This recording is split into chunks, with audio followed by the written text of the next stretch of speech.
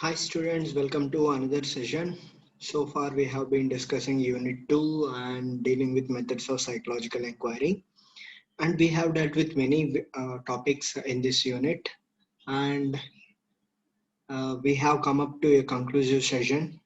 Now this is the last topic, but very important topic for any psychologist.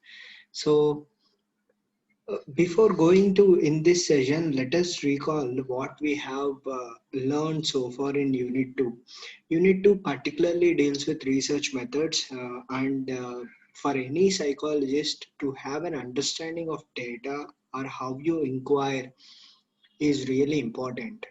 And then particularly there are few important methods that are observation method, experimental method, correlation, survey, psychological testing, and then case study. These six techniques are useful for data collection. What do you mean to say that data collection is nothing like understanding the behavior of a human being using different techniques.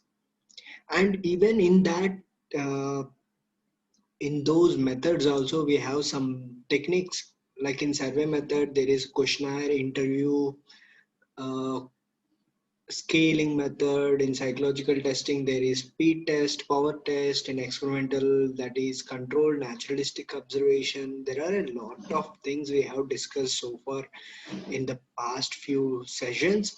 And then after collecting data we have also need to uh, consider understanding the data. Understanding the data, which you mean say inference. Inference may you are getting some information, making some sense out of that information. In that way, you can say that based on the observation or the experimental method you have used, like for example, say effect of study hours on students' academic achievement. The more the study hours are, the academic achievement improves. Likewise, you can make some information inference regarding the data you collected. And this is what we have seen so far, and even we have seen the limitations. And now let's jump into the topic that is, I think I have to, yeah. So today's topic is ethical issues in psychological inquiry. So far, we have seen how data is collected, how to uh, make sense out of the information, what is we learned from the information, and then now let's see ethical issues. So as for let us start the session and see what is in it for us. As you know, psychological research. Let me take the annotation and the spotlight. So, as you know, psychological research is concerned with human behavior. The researcher is expected to follow certain ethics. You can just simply say ethics are some rules. They are moral principles while conducting the studies. Yes, it can be some rules for the comfortability of the both the researcher and the participant. These principles are respect for person's privacy and choice to participate in the study. Yes, it is a mutual consent, mutual understanding to be in a comfortable zone and perform, help each other. Okay, in the beneficence or protecting the participant in the study from any harm, justice for sharing the benefits of research with all participants. Yes, they are participating for their benefits, of course, even it is for your understanding. And there are some studies like clinical trials where the participant take some risk uh, to make us work for the public.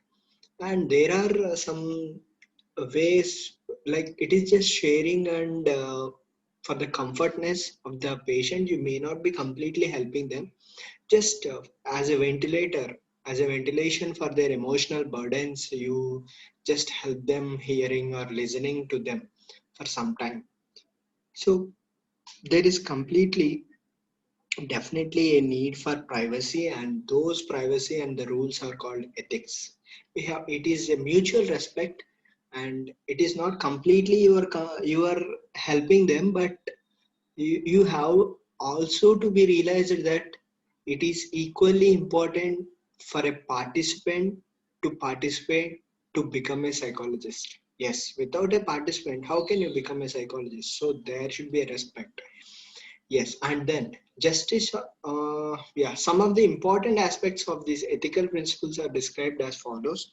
So let us see what some, as in the limitations, we have discussed three limitations. Like here in ethics, we have pointed five key ethics, that is voluntary participation, informed consent.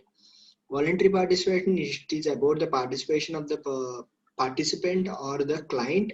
Informed contents, it is a mutually understanding. Debriefing, what you are doing. Sharing the results of the study, yes, what you have inferred, what you have got, what you have studied, those has to be shared. Confidentiality of data source, and how you are sharing, how you are storing the data. Yes, these are the five important ethics, and let us see what is in these points in detail. Next, yes, voluntary participation. This principle states that the persons on whom you want to conduct the study should have the choice to decide whether to participate or not to participate in the study. Yes, in like if you can recall the smoke experiment or the bystanders effect, in that study you asked some university students to participate in the study. Yes, yes, in that same way, if you ask the client to make him respond to your questions or for your study, it is his or her freedom to participate in the study. You It is 100% willingness of the client to participate. The participant should have the freedom to decide about their participation without any coercion or excessive inducement, on the freedom to withdraw from the research without penalty once it has begun. Yes, in some clinical trials there will be some benefits, or they will be given some, like you can say, uh, in the in a free analysis or something regarding the behavior.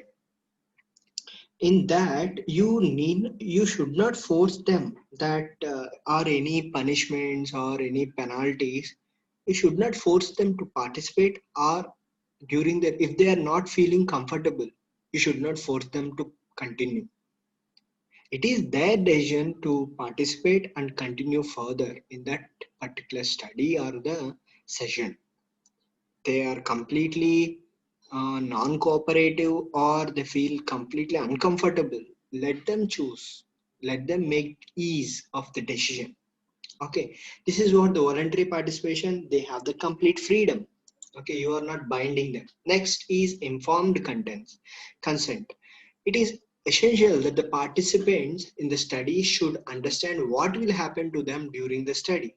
Yes, like sleep analysis, you can like hypnotic, uh, there is a hypnotic method of course, and then the principle of informed consent states that the potential participants must receive the information before data from them are collected, so that they make an informed decision about participating in the study.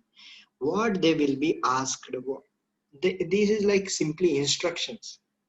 This is what we been discussed in the earlier sessions, like you have to prepare the participant to be ease, sit at ease, and he should be willing, comfortable to participate in the study. In some psychological experiment, the electric shock is given to the participant during the experiment. Uh, I think this is a old method, but still, few of them are still using like battery techniques, anti-drug therapies, substance abuse. Maybe they are using. I don't think so. This is nowadays it is completely unethical to use the shock method. Earlier it was there, punishments are there, but now I think they are most uh, participant friendly. Still, in some cases, obnoxious, example, harmful or unpleasant stimuli are present. Like you can say completely, uh, now they call as specially abled, but the mental disability, in some cases, they are completely harmful for us. They will be jailed or put in some rails between the rails or in closed walls between, like you say, four walls. In such situation also they should not be harmed. They may at times be required to give some private information which is generally not shared with others. Like you can say there can be some issues like relationships or some sensitive information based on the gender. There are some social conditions where they have to share information for their sake, and that in such situations we have to help them. In some studies, the technique of deception is used in which the participants are given instructions to think or imagine in certain ways and are given false information or feedback about their performance. For example, you are very intelligent, you are incompetent. It is therefore the important that the participants are explained the nature of the study before its actual commencement. Yes, if you can see in the smoke experiment or the bystanders effect, it is completely you are doing something, you are analyzing something, but the participants do not know what it is really, why they are performed in such a way. And even in psychological studies of prisoners, they will be deceived. This deception techniques, you're saying something to the client, but now the result or what you are inferring, the information what you are reading is completely different. And legal cases are different, but for the clients you should not deceive them. And even there is some technique like face reading. These deception techniques are like face emotions. Emotions are uh, the moments of eye tracking. You will they will be definitely uh, uh, reading that emotions or facial expressions, the way the body language is understood. So this is the informed consent is one that has to be, that the client needs to be understood what he is undergoing. Next, debriefing. Briefing is a conclusive, you can say, explanation. Once the study is over, the participants are provided with the necessary information to complete their understanding of research.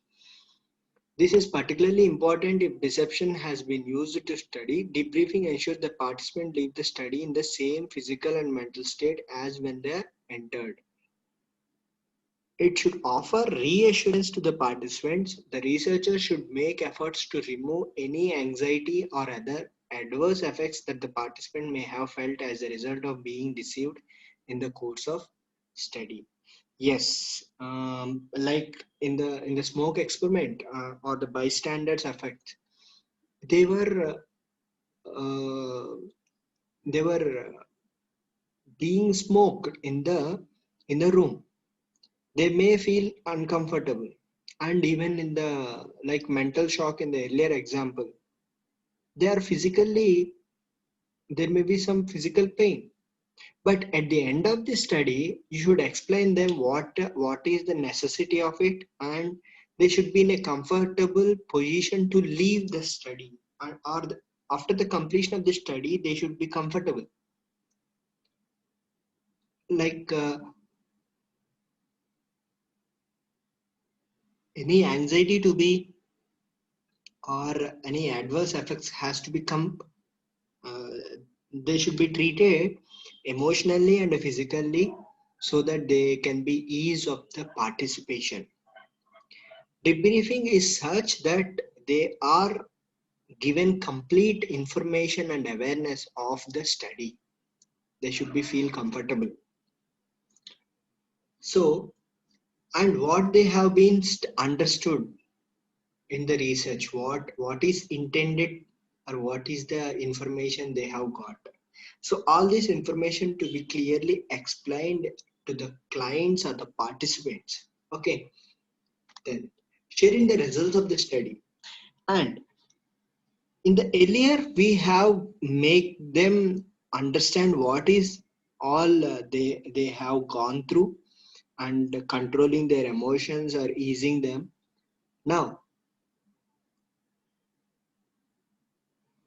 in psychological research, after collecting information from the participants, we come back to our places of work, analyze the data, and draw conclusions. Yeah, this is what at the end of the study.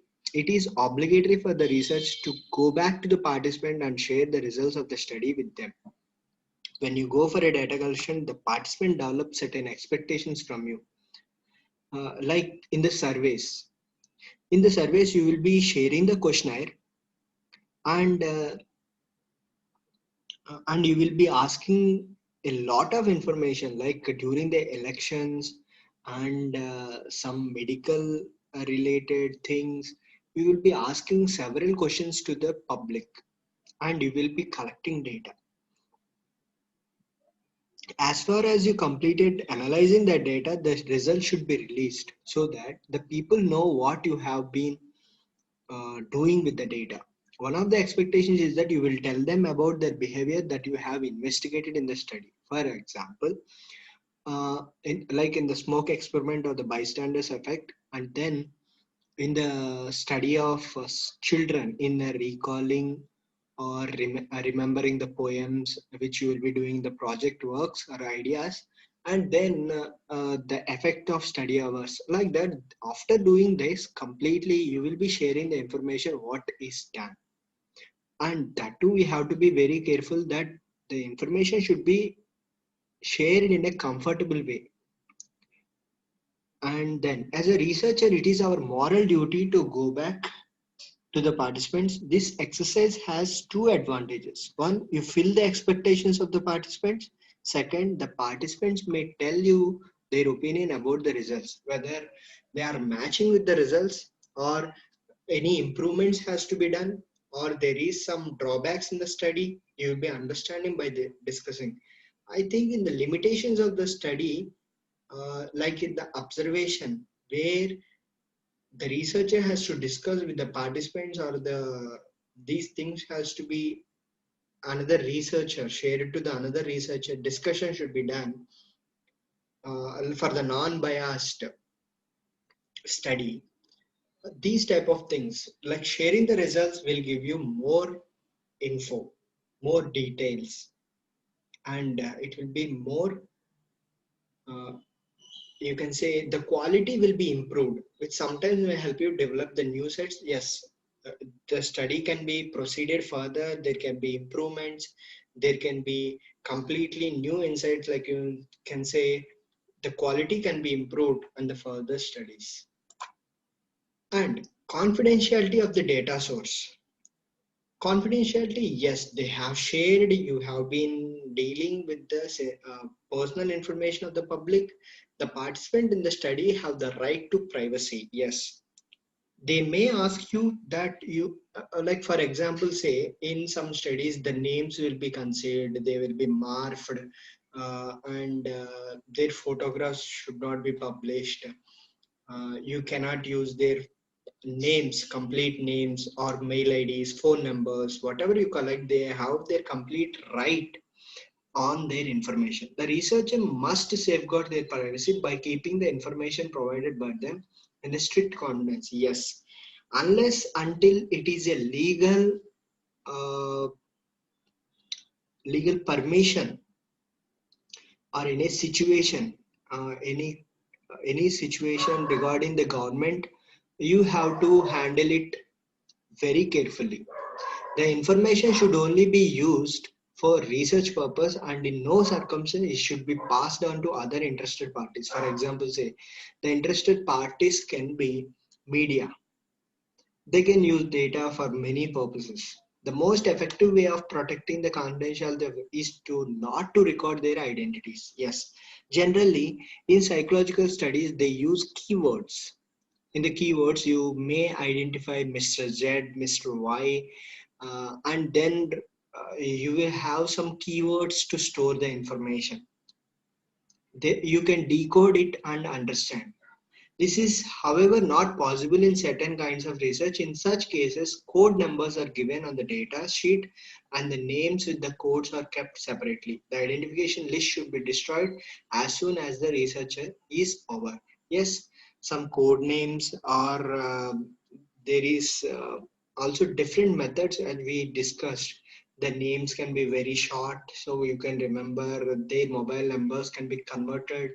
Uh, Coding and decoding can be applied there, and then once completion of the research you should destroy the data for the sake of both the parties, the researcher and the participant. Yes, the confidentiality of the data source is completely important. There should be data privacy, and it is the first priority for any psychologist. And that's all for the session. Hope you understood it very well. So these are the 5 points we have to consider during the ethical issues. These are the 5 ethics we have to follow. That is confidentiality, complete information, making them ease, and following these ethics will improve your study and participate. If you have any queries in this session, you can write to us, and then let us see in the next session. Thank you so much. Have a great day.